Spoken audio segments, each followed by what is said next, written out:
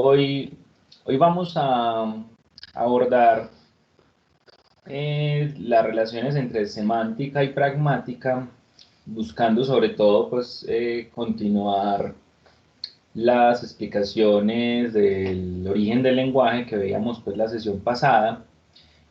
Sin embargo, pues nos quedó faltando algo y era que al final con todo el tema del desarrollo del lenguaje van quedando algunos elementos, sobre todo pues como de algunas discusiones en los que muchas personas en muchos campos del saber han discutido acerca pues, de la importancia del lenguaje, eh, aumentando, digamos, como o sobreestimando más bien la importancia del mismo en función pues, de las relaciones con el pensamiento.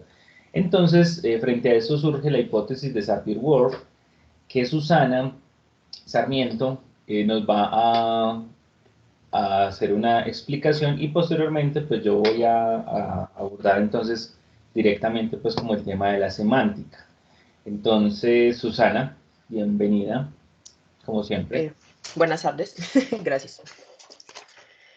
¿Sí se escucha bien? Súper bien. Bueno, perfecto. Gracias. Como decía el profesor, mi nombre es Susana Sarmiento. Yo también fui practicante, tuve la oportunidad de ser practicante en el laboratorio de la cooperativa hace algunos años. En este momento ya soy psicóloga egresada y abogada egresada. Bueno, la hipótesis Sapir-Whorf, no sé si alguno de ustedes tuvo la oportunidad de verse la película que les recomendamos la vez pasada, La Llegada. Es abordada ahí, pero entonces digamos que tiene dos vertientes, ¿cierto? O sea, tiene una vertiente más fuerte y una más débil, y en la línea, pues como la que se maneja en la película es como la más fuerte. Pero entonces, para empezar, la hipótesis Sapir-Whorf también se le conoce como el determinismo lingüístico, ¿cierto? ¿Qué es el determinismo lingüístico? Lo que dice esta hipótesis es que los pensamientos, o sea, nuestros pensamientos están determinados por las categorías del lenguaje. Esa es la hipótesis fuerte, que es más o menos la que se maneja en la película. No voy a dar muchos detalles por si alguien se la quiere ver y no dañarle el final.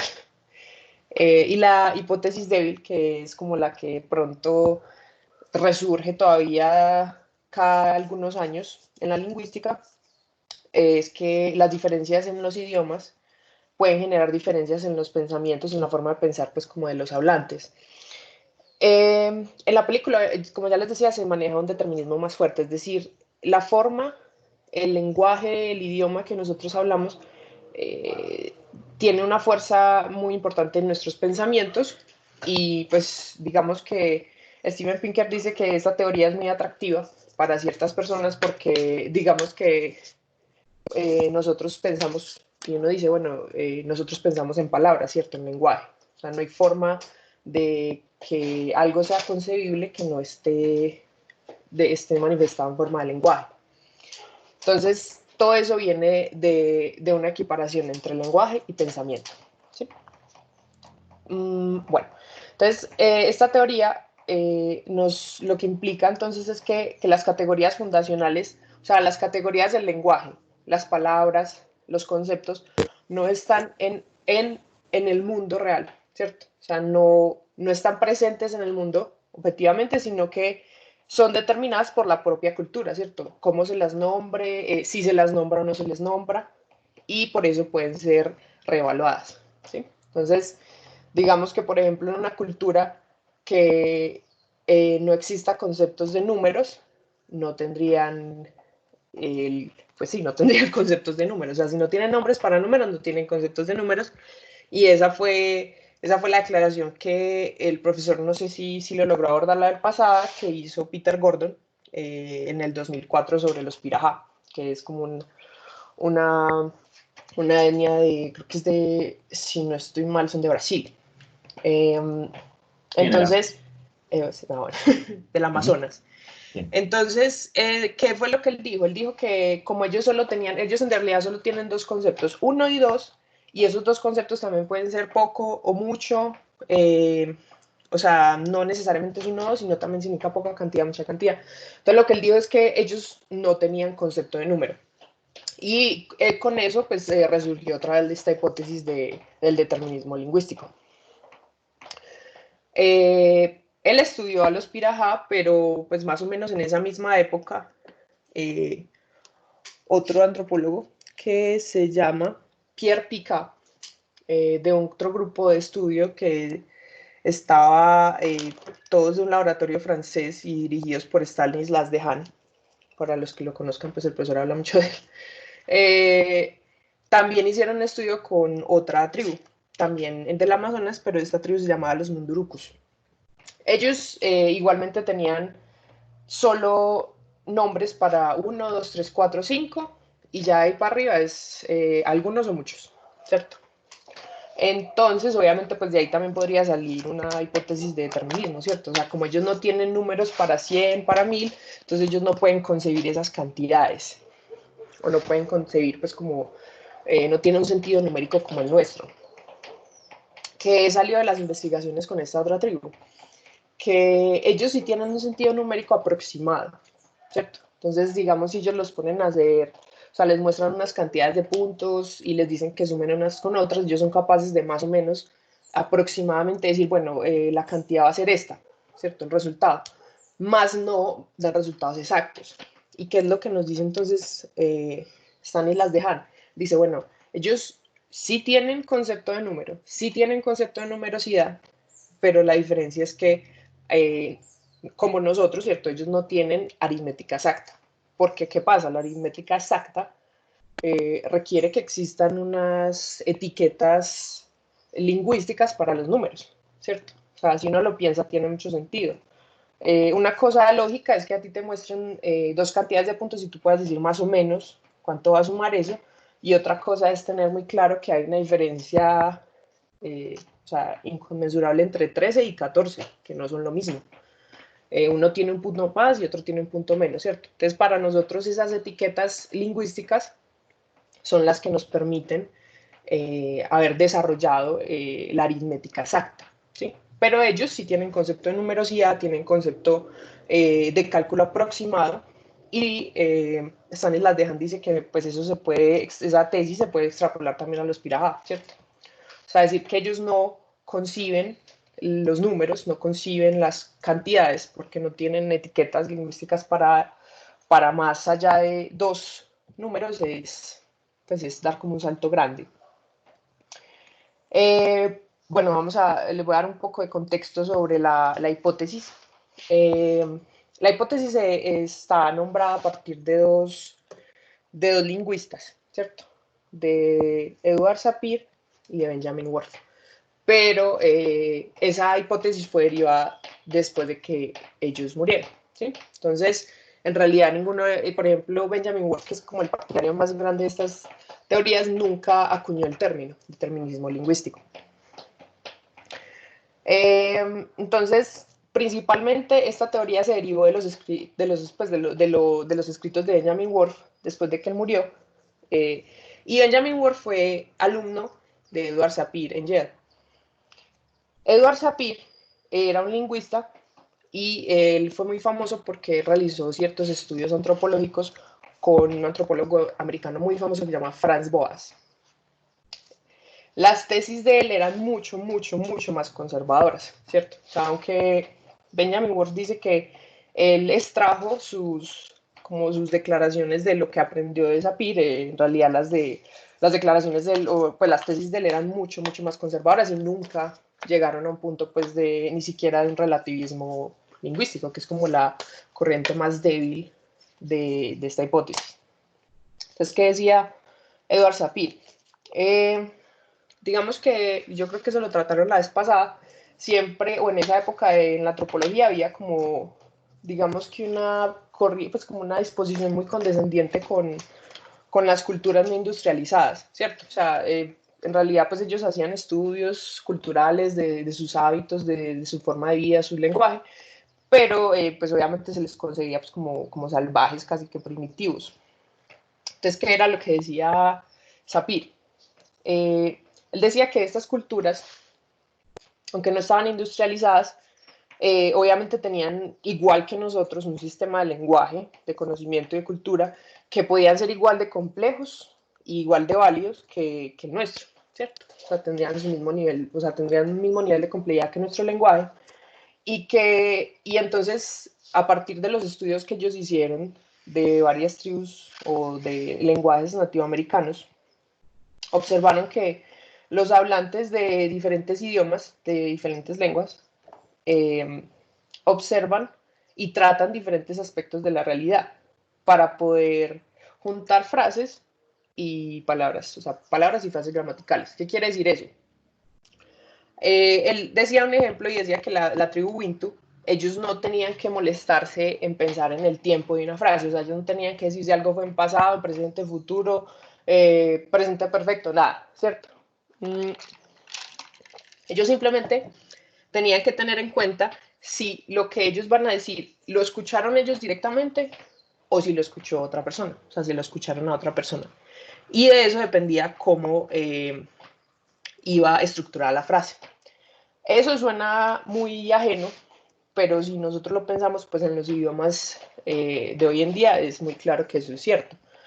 Por ejemplo, miren que en los sustantivos en el español y en el francés, nosotros tenemos que tener en cuenta si son femeninos o masculinos. En cambio, en el inglés no. Para nosotros, uno en el inglés no tiene que saber si la pelota es masculino o femenino. Uno dice ball y obviamente el pronombre es de y no tiene que ser la o lo, ¿cierto? En cambio, en el español, en el francés, dependiendo del número y dependiendo del género de la palabra, uno tiene que cambiar los artículos, tiene que cambiar y a veces tiene que cambiar incluso la forma del sustantivo. Entonces uno no puede decir el perra, ¿cierto? O la casa, ¿cierto? Lo casa más bien. La casas, ¿cierto? Entonces cambian dependiendo del número y del género. Y también se puede hablar, por ejemplo, de los idiomas asiáticos que tienen mucho énfasis en la formalidad, ¿cierto? En las relaciones jerárquicas entre las personas que hablan. No es lo mismo cómo le hablas tú a una persona que tiene tu misma edad, que trabaja contigo, es tu colega, a cómo le tienes que hablar a tus padres, cómo le tienes que hablar a tu jefe o cómo le puedes hablar a un niño, ¿cierto? Entonces los niveles de formalidad determinan cómo se estructuran las frases y pues las frases gramaticales en cada idioma. Entonces eso fue lo que en su tiempo postuló Edward Sapir, ¿cierto? Tiene lógica, no se asemeja a nada al determinismo lingüístico y yo creo que eso es como una cosa que debería quedar muy clara y es que él nunca llegó como a postular este tipo de tesis. Pero él se la asoció con esta hipótesis por Benjamin Ward. Entonces, ¿quién era Benjamin Ward? Él antes de empezar a tomar cursos de lingüística en Yale, él era un inspector en una compañía de seguros contra incendios y era un apasionado pues como de las lenguas nativoamericanas. ¿Qué decía él? Él decía que nosotros organizamos nuestra realidad en categorías, o sea, pues como en categorías lingüísticas, basadas en los sistemas lingüísticos presentes en nuestra mente, ¿cierto? Entonces, él decía que él empezó a estudiar lingüística porque en su trabajo él vio muchos casos de accidentes de incendios que supuestamente fueron generados por errores en las categorías lingüísticas, por ejemplo. Entonces él decía que en un caso hubo no sé, un trabajador que estaba fumando cerca de un barril vacío y el trabajador lo que hizo fue que cogió el cigarrillo, lo tiró en el barril y eso generó un incendio. Entonces, él decía que como el trabajador tenía el concepto de que el barril estaba vacío, cuando el barril en realidad estaba lleno de vapor de gasolina, entonces eso había determinado su conducta y su forma de pensar sobre la realidad y eso había generado pues como el incendio. Pero entonces ahí uno puede decir, bueno, el empleado, pues este señor no fue engañado por sus categorías lingüísticas, fue engañado por sus ojos, ¿cierto? O sea, igual el barril sí estaba vacío en cuanto estaba lleno de un contenido que es invisible, ¿cierto? No lo podía ver y en realidad pues su forma de pensar fue correcta, simplemente que pues si uno trabaja en una fábrica que trabaja con gasolina y no sabe qué es el vapor de gasolina, pues también como peligroso uno mismo, ¿cierto? Entonces, él, basado pues como en estos lenguajes nativoamericanos, pensó pues que los eventos, él decía que por ejemplo en la lengua apache no se separaban eventos en objetos y acciones distintas, sino que se hablaba como, es casi que una forma muy romántica. Él lo dice que es que ellos decían que una cascada tira agua, es como la blanquezca, cae de arriba abajo, algo así, era como la expresión que él usaba. Pero entonces digamos que de esos, de esos ejemplos pues, que él tomó de estas culturas, le hacen varias críticas, ¿cierto? La primera es que él nunca, o desde que lo que se conoce, pues él nunca tuvo contacto con ninguna persona nativoamericana, ¿cierto? De ninguna etnia, sino que él simplemente cogía traducciones y pues hagamos el ejemplo, la analogía es como coger una traducción mal hecha en Google Translate, ¿cierto? O sea, queda una cosa rarísima que técnicamente está bien traducida, pero que igual le falta como la sintaxis de las frases y eso genera pues como una frase muy rara. Entonces él en realidad nunca tuvo contacto con estas personas, él nunca en realidad hizo estudios psicológicos de estas personas para saber cómo eran sus pensamientos, ¿cierto? Entonces, ¿qué pasa con los estudios de él y las tesis de él? Son tesis circulares. ¿Qué quiere decir eso? Él llega a la siguiente conclusión. Como las personas o como las tribus nativoamericanas hablan distinto o hablan raro, digámoslo así, entonces piensan distinto y piensan raro, ¿cierto? Pero entonces él nunca, en realidad, probó que ellos tenían como una concepción, tenían una forma de pensamiento distinta, simplemente lo asumió de su forma de hablar. Entonces, eso es un círculo, ¿cierto? Entonces uno dice, ah, claro, ellos hablan, como ellos hablan así, ellos tienen una forma distinta de pensar, bueno, pero no tienen que estudiar como la forma de pensar para decir, bueno, si es distinta o no es distinta. Entonces él en realidad nunca tuvo contacto con estas tribus y en realidad si uno hace lo que decía, por ejemplo, Pinker en el instinto del lenguaje, es que si uno hace una traducción de pronto más juiciosa de, de estas expresiones en estas lenguas, pues logra una frase gramatical en nuestro idioma que es equivalente, simplemente que pues por el sentido como de que la novedad se hacían unas traducciones un poco locas. Pero bueno, entonces en esa época eso sería lo mismo que pensar hoy en día que las personas que hablan mandarín, ¿cierto? Como hablan un idioma que es tan distinto al nuestro, piensan distinto, ¿sí? Entonces, eso es un salto como un salto teórico muy grande.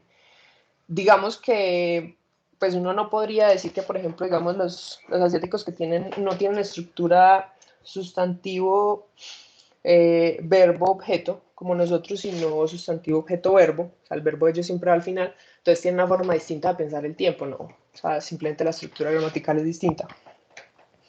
Todas estas teorías, pues, del determinismo lingüístico se han basado mucho en tres ejemplos principales.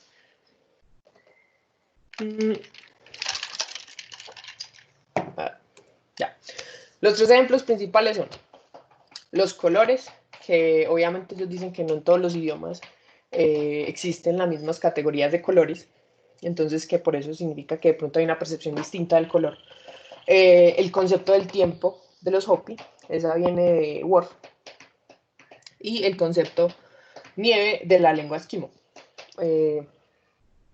Bueno, entonces primero empezando por los colores, está claro que los colores, pues que el color es un espectro continuo y que pues obviamente para diferentes idiomas pues cada uno va a acotar diferentes nombres, pero la percepción no depende de estos nombres, depende de unas células oculares llamadas conos, ¿cierto? O sea, si uno tendría, digamos que me acuerdo que cuando yo estaba en práctica, Renato nos contó que salió una investigación que las mujeres tenían más conos, un cono más, y eso les permitía ver como una gama distinta de colores que los hombres.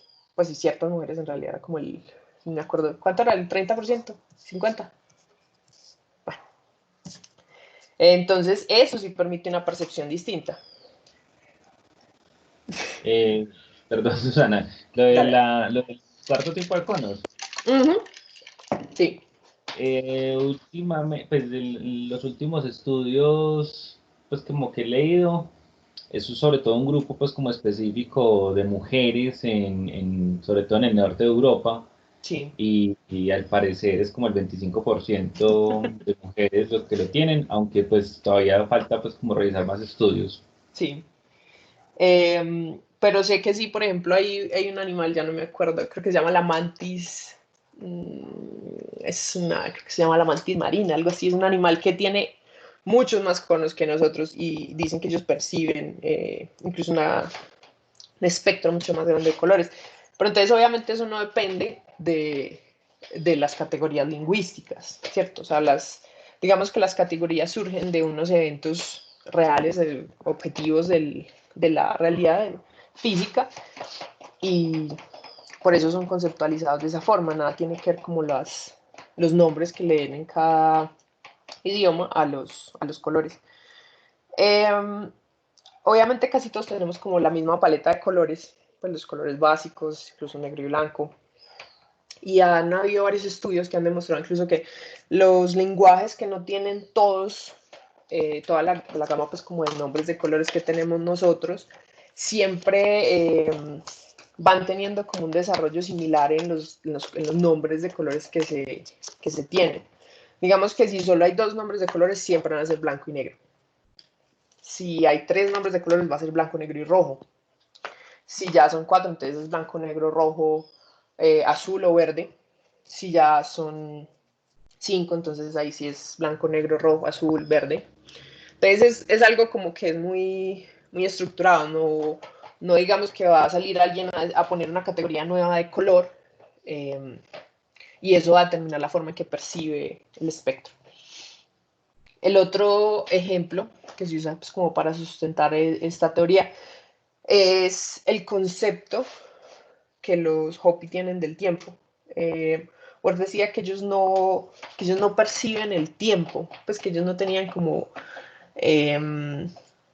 palabras y como etiquetas lingüísticas para determinar pues como cosas que estaban relacionadas con el tiempo, incluso pues días, futuro, pasado, presente, ¿cierto? O sea, no deberían de tener tiempos en sus frases como nosotros, o sea, yo fui, yo voy, ¿cierto? En los verbos.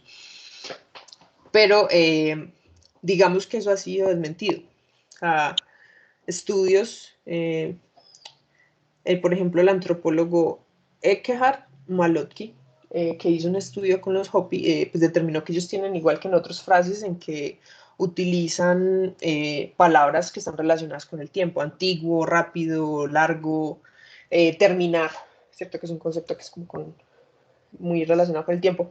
Entonces eso también ha sido como desmentido. Y el último es el concepto, no sé si eso lo han escuchado ustedes, eso también no sé, es como muy, muy común de esas revistas populares que hablan de, de maravillas culturales de otros lugares, eh, que hablan del concepto de nieve en la lengua esquimo. Entonces, que dicen que ellos tienen como, creo que son como 80 o 48 palabras para nieve, ¿cierto? Entonces, que ellos tienen un concepto más profundo, más íntimo con ese concepto, porque pues igual ellos viven en lugares donde la nieve es algo pues constante. A diferencia de nosotros en el España, que nosotros tenemos nieve y ya, porque nosotros la nieve no es muy común que en los países hispanohablantes tengamos nieve. Eh, entonces que ellos tienen pues, como un conocimiento más íntimo de, de la nieve porque le tienen muchos conceptos. Pero entonces, ¿qué pasa? Eso fue desmentido. ¿Y qué pasó? Eso fue pues una exageración, ¿cierto? O sea, el primer estudio que habló pues como de esta, de esta inusualidad pues de su lengua es que ellos, fue publicado en 1911, incluso fue Frank Boas el maestro de Sapir, y lo que decía es que ellos tenían cuatro. 4 palabras y 4 raíces, no más bien 4 raíces relacionadas con nieve en su lenguaje, que es normal. O sea, si nosotros lo pensamos, de pronto no la nieve es algo tan cercano a nosotros, pero por ejemplo piensen en lluvia. O sea, nosotros tenemos, yo creo que 10 palabras para lluvia en el español.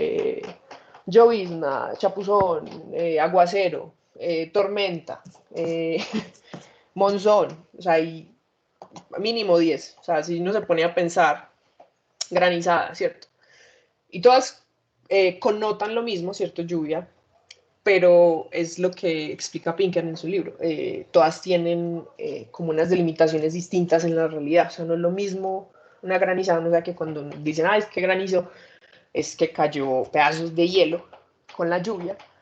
Muy distinto un chapuzón, que es cuando, pues hasta donde yo lo tengo entendido, es cuando está haciendo sol y casi una lluviecita suave, o una tormenta que implica pues vientos fuertes y truenos, relámpagos. Entonces, aunque hay varias palabras que implican lo mismo, o sea, que están relacionadas con el mismo concepto, no hablan de un conocimiento pues como más, una forma de pensar como más distinta, o sea, distinta sobre este evento, sobre este fenómeno, sino simplemente el hecho de que tiene varias manifestaciones físicas, ¿cierto? O sea, tiene manifestaciones físicas distintas y que pues implica que hay que generar etiquetas distintas para referirse pues como a estos conceptos.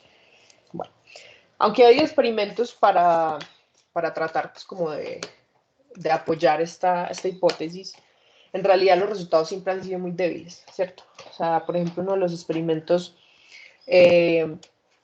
es pedirle a las personas que se aprendan una lista de colores y que los repitan pues de memoria. Entonces, obviamente la hipótesis lo que diría sería que las personas que tienen una palabra en su idioma para determinados colores van a tener una memorización más fácil de esos colores, pero pues los resultados que dicen que no, que tienen la misma memorización, porque incluso está muy claro pues que hay una memoria que es visual y no verbal, ¿cierto? O sea, yo fácilmente, si a mí me vuelven a mostrar las mismas fichas, yo puedo señalar y decir, este es uno de los colores que me mostraron, así yo no le tenga nombre. Y la otra es, obviamente, la memoria verbal, que viene asociada pues con una etiqueta, pues, azul o fucsia o cian, ya el color el nombre al color que uno le quiera asociar. Entonces, estos experimentos pues que se han realizado como para apoyar esta hipótesis en realidad no han logrado que se llegue pues como a probar algo ni siquiera relacionado con el determinismo lingüístico. De pronto algo pues como ahí del relativismo, más de que los idiomas distintos pues conciben ciertas cosas de distintas formas, pero no es una hipótesis en realidad muy fuerte. Otro estudio que recuerdo es uno en que le preguntaban a las personas, pues a personas que hablan distintos idiomas, palabras que describieran un concepto, ¿cierto? Un sustantivo. Entonces, lo que descubrieron es que las personas que, digamos, hablaban idiomas en donde una palabra tenía género femenino, la describían pues como, describían ciertas palabras, las palabras que tenían género femenino de forma pues como delicada, femenina, bueno, así. Y a diferencia de las palabras que tenían un género masculino en su idioma, ¿cierto? Entonces, pero eso es más como algo de, eso no tiene como mucho acervo teórico. Entonces, en realidad no han logrado, o sea, pues en los últimos años no se ha logrado como probar esta hipótesis del determinismo. En la película La Llegada, obviamente pues ellos teorizan algo relacionado pues como con el idioma, el lenguaje de los aliens. Hay aliens, qué pena. Pero es algo perdón, si no se la habían visto, pero es algo digamos que ya es muy ciencia ficción, ¿cierto? O sea, ya es un salto muy grande. Es algo que ya se va incluso más allá como del mismo pensamiento, de la forma de pensar, si se vaya algo como casi que al control digamos, de la realidad. Entonces, pero pues uno puede ver ahí, incluso ahí la mencionan en la película, uno puede ver ahí como de dónde salen estas ideas. Bueno, para finalizar, pues explicar un poco como la crítica que hace Steven Pinker a esta teoría, esta hipótesis. Él dice, bueno, ya les había explicado un poco que él dice que esto nace de una equiparación entre pensamiento y lenguaje, ¿cierto? Que todo lo que está en nuestra mente es lenguaje. O sea, nosotros no podemos concebir nada que no esté en palabras. Y él dice que es absurdo hacer esa equiparación, ¿cierto? Equiparar esos dos conceptos, incluso desde nuestra propia experiencia. Eh, de pronto les ha pasado que algún día, no sé, uno está haciendo un ensayo, un trabajo para una clase, y uno copia una frase y le toca borrarla porque no es exactamente lo que uno quiere decir. Entonces, Enker dice, claro, digamos que hay algo en la mente, existe un concepto, unos conceptos que es lo que uno quiere decir, más no es lo que se puso en palabras. Entonces eso significa que hay, digamos, un contenido que no es lenguaje, exactamente. Entonces él dice que esa sensación, pues como ese algo que queremos decir y que no pudimos escribir, eso es como el pensamiento. También, por ejemplo, cuando uno quiere decir algo, expresar un concepto, explicar algo y no es capaz, ¿cierto? No encuentra, de cuando dice, no encuentro palabras, no sé cómo explicarlo. Es lo mismo, o sea, hay un concepto, hay unos contenidos en la mente que no pueden ser puestos en palabras. Y el último ejemplo que él pone es, pues, cuando por ejemplo, uno lee un libro, un documento, lo que sea, y uno queda con una esencia de lo que leyó, ¿sí? O sea, uno queda como con unos conceptos nuevos, uno queda como con unas ideas, pero no quedas con las palabras exactas, ¿cierto? O sea, no quedas con frases, bueno, de pronto queda uno con una que otra frase grabada, pero no el contenido completo de lo que se leyó. Entonces, él dice que eso significa, pues, que uno podría decir que entonces que hay una esencia que es distinta a un montón de palabras, ¿cierto? Entonces, lenguaje no es lo mismo que pensamiento. Y de ahí se diría, pues, como está la gran crítica a la teoría, pues, del determinismo lingüístico. Igual lo que dice Pinker es que es una teoría, pues es una cosa que es muy llamativa para ciertas personas, igual obviamente no necesariamente científicos, sino para, le dice, para estudiantes de pregrado, eh, que se lo presentan obviamente en el currículo, pero que es lo mismo que, pues como que esas ideas que tiene todo el público de que, por ejemplo, que solo usamos el 10% del cerebro, bueno, ese tipo de Bobada. ideas, sí, exacto, ese tipo de ideas que resurgen cada cierto tiempo, porque tienen pues como apelan a las, no sé, a las ideas de la generalidad de las personas y que suenan muy atractivas, pero que en realidad no resurgen porque haya nueva evidencia, simplemente, pues simplemente porque son llamativas y son controversiales. Ya, eso era lo que iba a presentar yo. Susana, no, muchas gracias, creo que queda claro. Vean, frente a esta tesis del determinismo lingüístico, ustedes ven que es bastante antigua, pero básicamente, como para ejemplificar un poco, eh, uno la puede ver representada en asuntos actuales como aquellos que dicen que si usted se repite a sí mismo que usted puede hacer algo, que usted lo va a lograr, ¿cierto? Ese tipo de ideas son ideas de determinismo lingüístico, en la que específicamente pues lo que se asume es que las palabras van a modificar incluso pues como la realidad. De hecho, pues hay unos movimientos, sobre todo pues como de redes sociales, y es que ya no digamos ni amigo ni amiga, sino amigue, que para disminuir pues como todo el tema del machismo y demás tipo de asuntos, lo cual hace pues que, no sé si ustedes notan que en general las personas que estamos más como el lado de la lingüística, pues somos bastante escépticos, bastante críticos con esas perspectivas, aunque pues uno entiende que hace parte de algunos tipos de fenómenos de resarcimiento y de otro tipo de digamos, como de apelar pues como a que ciertos grupos tengan alguna cabida. Sin embargo, eh, no por decir unas palabras u otras, se va a generar, digamos, un cambio frente al machismo, frente al feminismo, frente a la discriminación y demás.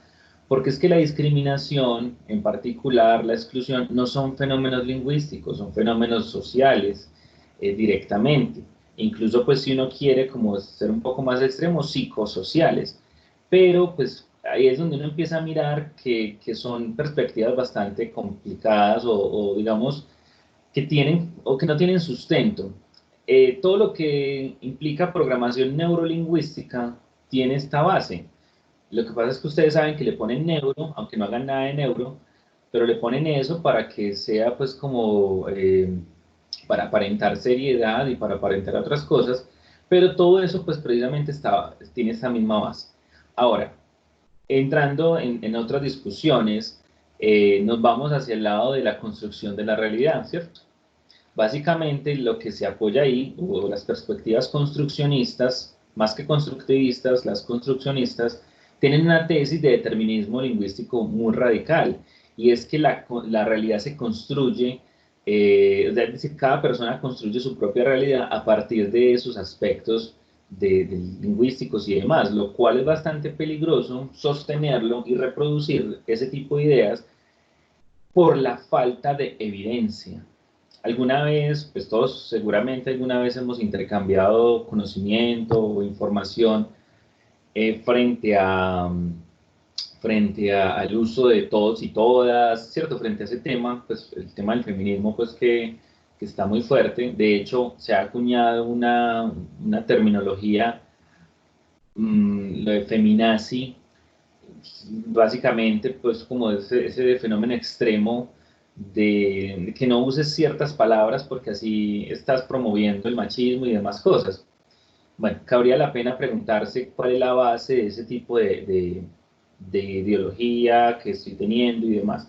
Listo, acá hay unos asuntos complejos, pero que nos llevan a pensar entonces en lo que directamente pues vamos a trabajar ya en lo que sigue, y es si los significados van a cambiar a partir de simplemente de cambios en las palabras, ¿cierto? Si yo dejo de decir una palabra, entonces el significado que yo tengo frente a eso va a ir cambiando. Eso es como algunos de los asuntos que están acá, y para eso pues viene el tema del estudio del significado. Yo voy a parar la grabación y volverla a poner para ver si hago dos videos diferentes con el determinismo lingüístico y luego con la parte de semántica y pragmática. Voy acá a detener.